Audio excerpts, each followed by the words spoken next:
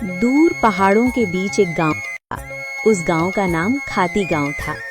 वहां के लोग बहुत ही सीधे और सरल थे। गांव के लोगों का जीवन खेती पर निर्भर था। उसी गांव में मोहन नाम का एक गरीब किसान रहता था। मोहन के परिवार में उसकी बूढ़ी माँ सरस्वती देवी, उसकी पत्नी विमला और उसका 5 साल का बेटा दीपक था। मोहन के पास थोड़ी सी जमीन थी जिसमें वो खेती करके अपने परिवार का पालन पोषण करता था। उगता हुआ सूरज दुनिया के लिए रोशनी लाता है, पर मोहन के लिए ये सिर्फ एक और दिन की जद्दोजहद लेकर आता है। फूस की छत से छनकर आती रोशनी सीधे उसकी बीमार माँ के चेहरे पर पड़ती है। मोहन, आज दीपक को क्या कहूंगी? कल रात उसे बहलाकर सुला दिया था कि सुबह उठते ही गर्मा गर्म खाना मिलेगा। अब वो जागने वाला है, चूल्हा ठंडा पड़ा है और मेरी ममता लहूलुहान हो रही है। क्या हम इतने बदनसीब हैं कि अपने बच्चे को एक वक्त की रोटी भी नहीं दे सकते? भरी आंखों से। बिमला, तुम्हारी ये खामोश सिसकियां मेरे कलेजे को चीर देती हैं।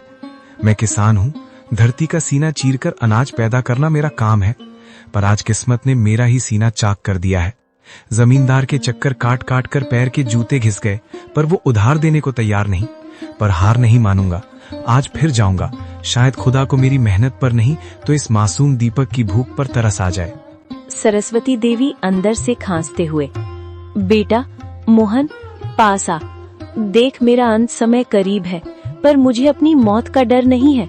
मुझे डर है कि कहीं मेरी गरीबी तेरे जमीर को न खा जाए। बेटा, भूख बहुत बड़ी चीज है, बड़े बड़ों का ईमान डिगा देती है। पर तू वादा कर, चाहे पेट पीठ से सट जाए पर कभी किसी का बुरा नहीं करेगा। भगवान की लाठी बेआवाज होती है पर चोट गहरी करती है। माँ, आपके संस्कार ही मेरी पूंजी है।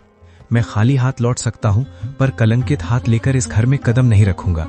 मोहन जमींदार के घर चला जाता है। नंगे पांव, फटी हुई कमीज और आंखों में उम्मीद की आखिरी चमक लिए मोहन जमींदार की हवेली के बाहर खड़ा है।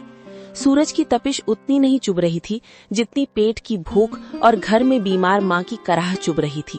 जमींदार साहब एक आरामदायक कुर्सी पर बैठे हुक्का गुड़गुड़ा रहे थे, मानो मोहन का दुख उनके लिए कोई मनोरंजन हो।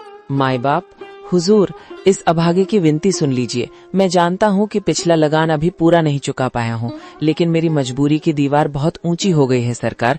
घर में चूल्हा 3 दिन से ठंडा पड़ा है। मेरा 5 साल का बेटा दीपक, जो अब तक खेलता कूदता था, आज भूख से मारे निढाल होकर जमीन पर पड़ा है। वो मुझसे रोटी नहीं मांगता सरकार, बस अपनी पथराई आंखों से मुझे देखता है और उसकी वो खामोश नजरें मेरे कलेजे को छलनी कर देती हैं। मोहन, ये हवेली जज्बातों से नहीं, हिसाब किताब से चलती है। तेरी माँ बीमार है, तेरा बेटा